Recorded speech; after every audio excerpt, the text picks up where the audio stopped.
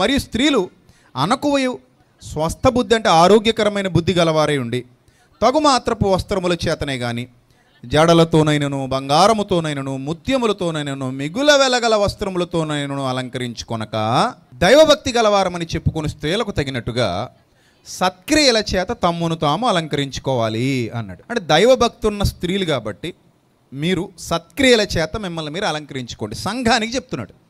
సంఘానికి సత్క్రియలు ఎవరు చేస్తారు? సంఘంలో వాళ్ళు చేస్తారా, బయట ఉన్న వాళ్ళు చేస్తారా? స్త్రీలు సత్క్రియలు ఎవరు చేస్తారు? సత్క్రియలు అంటే వాక్య సంబంధమైన క్రియలు. వాక్య సంబంధమైన క్రియలు ఎవరు చేస్తారు? సంఘంలో ఉన్న వాళ్ళు చేస్తారు. బయట వాళ్ళు ఎందుకు చేస్తారు? వాళ్ళు చేయరు, వాళ్ళకి సంబంధం లేదు. వాళ్ళకి వాక్యంతో ముడిపెట్టకూడదు. స్త్రీలు అన్నారు కాబట్టి మొత్తం తీసుకొచ్చి ఇక్కడ కూర్చోబెట్టకండి. అదే నేను ఫస్ట్ నుంచి మీకు చెప్తున్నా. సరే, ఇప్పుడు సత్క్రియల చేత అలంకారం చేసుకోవాలి అన్నాడు. ఇప్పుడు సెకండ్ పాయింట్కి వెళ్తున్నాం చూడండి. 11వ వచనం, స్త్రీలు మౌనంగా ఉండాలి. స్త్రీలు ఎలా ఉండాలి? మౌనంగా ఉండాలి. మౌనంగా ఉండి ఏం చేయాలి? సంపూర్ణ విధేయతతో నేర్చుకోవాలి. స్త్రీలు మౌనంగా ఉండి ఏం చేయాలట? సంపూర్ణ విధేయతతో నేర్చుకోవాలట. దీన్ని కూడా మన వాళ్ళు ఒకే పర్సెప్షన్, ఇంకా అన్నింటికీ ఒకటే పర్సెప్షన్ వేసి చూశారు. అంటే మౌనంగా ఉండండి, జీవితం అంతా మౌనంగా ఉండమనా? సంపూర్ణ విధేయతతో నేర్చుకోండి. నేర్చుకోవడానికి కూడా దెర్ ఈజ్ ఎ ప్రాసెస్. ఎంతకాలం నేర్చుకుంటాం మనం? మనకు వచ్చేంత వరకు నేర్చుకుంటాం. వచ్చాక కూడా నేర్చుకుంటామా? చెప్పండి. ఇప్పుడు కారు డ్రైవర్ ఉన్నాడు, డ్రైవింగ్ చేస్తున్నాడు. కారు నేర్చుకుంటున్నానంటాడా, కారు డ్రైవ్ చేస్తున్నానంటాడా? ఏమంటాడు? Car drive చేస్తున్నానంటాడు. నేర్చుకుంటున్నానని ఎప్పుడు అంటాడు? తొలి దినాల్లో, ఎప్పుడైతే కారు ఇంకా తనకు అలవాటు పడలేదో అప్పుడు అంటాడు నేర్చుకోడు. మీలో వంట నేర్చుకునే వాళ్ళు చేయొద్దండి. మిమ్మల్ని అడుగుతున్నాను. స్త్రీలు పురుషులు కాదు. వంట నేర్చుకుంటున్నాను అన్న వాళ్ళు చేయెత్తాలి. అదిగో ఒక ఆవిడ ఉందట. మీలో అందరూ ఎలా ఉన్నారు మరి? నేర్చుకున్నారా? నేర్పించగలిగే స్థాయిలో ఉన్నారా? నేర్పించగలిగే స్థాయిలో ఉన్నారు. మీరు నేర్చుకునేవాళ్ళు కాదు. మీకు ఆల్రెడీ వంటల్లో ఆరి తేరిపోయారు. మీకు వచ్చేసి మీకు ఆల్రెడీ వచ్చేసింది. మీరు నేర్చుకుంటున్నాను అనకూడదు. ఇప్పుడు మీకు వంట నేర్పిస్తానండి అంటే నవ్వుతారు మీరు. నాకు నువ్వు నేర్పించేది ఏంటి? నువ్వు కావాలంటే నేను నీకు నేర్పిస్తాను అంటారు. అంతే కదా? సో అంటే మీకు ఆల్రెడీ వచ్చిన వాళ్ళు నేర్చుకోరు. అంటే ఇక్కడ చెబుతున్నది ఏంటంటే, సంఘంలో ఇంకా అప్పటికి సర్వసత్యం వ్యాపించబడలేదు, పుస్తకాలన్నీ క్లియర్గా రాయబడలేదు. స్త్రీలు అప్పుడప్పుడే తొలిగా సంఘాలు స్థాపించబడుతున్నాయి. పౌలు గారు ఆసియా, యూరప్ ఖండాల్లో అనేక చోట్లకి వెళ్తున్నారు, సంఘాలు ప్రారంభిస్తున్నారు. అక్కడ ఉన్న స్త్రీలకు చెప్తున్నారు. ఏమని అంటున్నారంటే, అమ్మా మీరు మౌనంగా ఉండండి. ఫస్ట్ ఆఫ్ ఆల్ నేర్చుకోండి. ఫస్ట్ మీరు నేర్చుకోండి. ఎవరి దగ్గర నేర్చుకోవాలి? ఒక తాగుబోతు భర్త దగ్గర నేర్చుకోని చెప్పడు ప్రభు. తాగుబోతు భర్త దగ్గర నేర్చుకోవడానికి ఏముంటుంది? పేకటాడే భర్త దగ్గర నేర్చుకోవడానికి ఏముంటుంది? చెప్పండి, మీరు చెప్పండి. రోడ్ల మీద బలాదూరు తిరుగుతున్న దగ్గర నేర్చుకోవడానికి ఏముంటుంది? అలాంటి వాళ్ళ దగ్గర నేర్చుకోమని చెప్పట్లా భార్యలకి. ఏ భార్యలకి ఇక్కడ వ్రాయబడుతుందంటే ఈ లేఖనం, ఏ భర్త అయితే ప్రభువుకు లోబడ్డాడో, ఏ భర్త అయితే ప్రభువుకు విధేయత చూపిస్తున్నాడో, ఏ భర్త అయితే ప్రభువుకు సంపూర్ణంగా తన హృదయంలో చోటిచ్చాడో అలాంటి భర్త దగ్గర ఈ భార్య ఏం చేయాలి?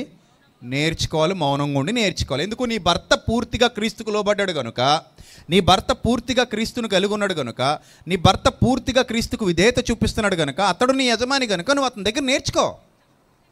అతను కూడా వచ్చు కాబట్టి నేర్చుకో. ఇప్పుడు నా భార్యను నా దగ్గర నేర్చుకోమంటే ఒక అర్థం ఉంది.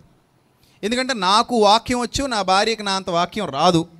మొదట వాక్యానికి పట్టబడిన వాడను నేను గనుక, మొదట సేవకుడిగా బ్రతుకుతున్నవాడను నేను గనుక, నాకు తెలిసినంత వాక్యం నా భార్యకు తెలియదు కనుక నా భార్య నా దగ్గర నేర్చుకోవాలంటే ఒక అర్థం ఉంది. అర్థమైందా? ఇప్పుడు మీ భర్త క్రీస్తుకు విధేయత చూపని వాడైతే, లోక సంబంధి అయితే, ఆ లోక సంబంధి దగ్గర మీరేం నేర్చుకుంటారు? అంతేనా? ఇంకా గట్టిగా మాట్లాడితే మీరే ఆ లోక సంబంధికి నేర్పించవలసిన వారుగా ఉంటారు. నేను చెప్పేది నిజమాబద్ధమా? చెప్పండి. నిజమాబద్ధమా? ఇప్పుడు మీ భర్త దగ్గర నేర్చుకోవడానికి ఏం లేదు. మీరు మారారు తప్ప మీ భర్త ఇంకా మారలా. చాలా సంఘాలు మీరు చూడండి, కావాలంటే స్త్రీలు సంఘానికి వస్తుంటారు, పురుషులు రారు. స్త్రీలు మారు మనసు పొందుతారు, పురుషులు పొందరు. అందుకే నేను అంటాను, ఒక చొక్కా తీసుకెళ్ళి అందరికి తొడిగేకిరా నాయన, సందర్భాలు జాగ్రత్తగా చూడంటాను. ఇప్పుడు నా చొక్కా తీసుకెళ్ళి అక్కడ కూర్చున్న చిన్న పాపకు తొడిగేస్తే బాగుంటుంది? బాగోదు. అలాగే మీ చొక్కా తీసుకొచ్చి నాకు తొడిగితే నేను ఇరుకుని పడిపోవాలి, నాకు సెట్ అవుతుంది. ఇప్పుడు ఆ తమ్ముడు ఉంది, అదే నా ఎల్ ఎంతో అయ్యి ఉంటుంది, నాది ఎక్సెల్. ఆ ఎల్ తీసుకొచ్చి నాకు దొడుకుతానంటే నాకు ఎక్కడ సెట్ అవుతుంది? సెట్ అవుతుంది కదా. అలాగే ఎక్సెల్ తీసుకెళ్ళి ఆ తమ్ముడు దొడితే భర్త కూడా దొడుకున్నట్టు ఉంటుంది. అలాగే వచనాలను అర్థం చేసుకోవాలి తప్ప స్త్రీలు సంపూర్ణ విధేయత గలవారే పురుషులకు లోబడి నేర్చుకోవాలని ఒక తాగుబోతుని చూపిస్తే ఏమి నేర్పిస్తాడు చెప్పండి? కింద పైన కొట్టి ఎలా తిప్పాలో నేర్పుతాడు అంతే. అంతకుమించి నేర్పేది ఏముంటుంది? ఆడి కాడ ఏమైనా ఉంటుందా? ఏముండదు కదా. సో కాబట్టి వచనాలు చదివేటప్పుడు ఎవరికి రాయబడ్డాయి, ఎవరికి చెప్తున్నాడు, ఈ సందర్భం ఎవరికి అప్లై అవుతుంది, అన్నీ తీసేసి కలగబులకం చేసి కలగూర వంట చేసేద్దామా? కాదు. రైటా? రైట్. ఇప్పుడు జాగ్రత్తగా చూద్దాం. స్త్రీలు మౌనంగా ఉండండి. ఎవరి దగ్గర మౌనంగా ఉండండి? సంపూర్ణంగా ఎవరైతే క్రీస్తుకు లోబడి సత్యంలో ఉన్నారో, నేర్చుకున్నారో, బలవంతుడిగా ఉన్నారో అలాంటి మీ భర్తకు స్త్రీలు ఏమై ఉండాలి? లోబడి ఉండండి. నెక్స్ట్, వాళ్ళ దగ్గర మౌనంగా ఉండి ఇంకా మీకు ఇంకా రాదు కాబట్టి ఏం చేయండి? నేర్చేసుకోండి.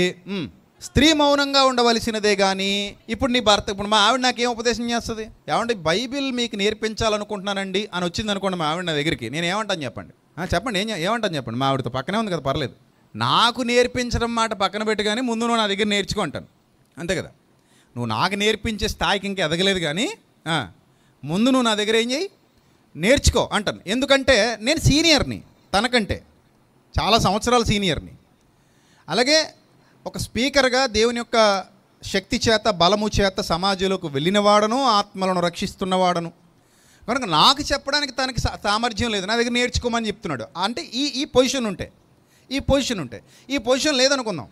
ప్రస్తుతం నేను లోక సంబంధం అనుకుందాం, నాకు బైబిల్ అంటే ఏంటో కూడా తెలియదు. ఆ అమ్మాయికి నాకు పెళ్ళైన తర్వాత ముందు ఆ అమ్మాయి మారు మనసు పొందింది, నేను ఇంకా పొందలా అనుకోండి కాసేపు. ఇప్పుడు ఆ అమ్మాయి బైబిల్ బాగా నేర్చేసుకుంది, ఎక్కడో చర్చికి వెళ్ళి ఓ 10 ఏళ్ళగా బైబిల్ నేర్చుకుంటుంది చర్చికి వెళ్ళి. నాకు అసలు ఏమీ లేదనుకోండి, రోడ్ల మీద తిరుగుతున్నాను అనుకోండి, లేదా ఏదైనా బిజినెస్ చేసుకుంటున్నాను అనుకోండి కాసేపు. ఇప్పుడు నేను నేర్చుకోవాలా, తను నాకు నేర్పించాలి? ఇప్పుడు చెప్పండి, సీన్ రివర్స్ అయింది. నేను నేర్చుకోవాలా, తను నాకు నేర్పించాలా? చెప్పండి. ఇప్పుడు మౌనంగా ఉండి నా దగ్గర నేర్చుకోవాలా?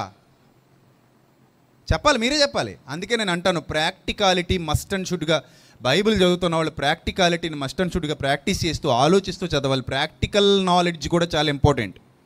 గుడ్డెద్దు చేలో పడ్డట్టు ఉండకూడదు మన ఆలోచన విధానం కానీ, మన పరిచర్య కానీ గుడ్డెద్దు చేలో పడ్డట్టు ఉండకూడదు. ప్రాక్టికల్ నాలెడ్జ్ మస్ట్ అండ్ షుడ్గా మనకి చాలా ఇంపార్టెంట్, మోస్ట్ ఇంపార్టెంట్ అది.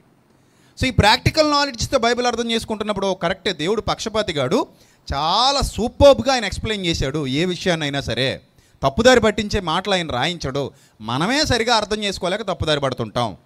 మనమే సరిగా ఆ వర్డ్, అందులో ఉన్నటువంటి భావాలు సరిగా తలకెక్కించుకొనక తప్పుదారి పడుతుంటాం.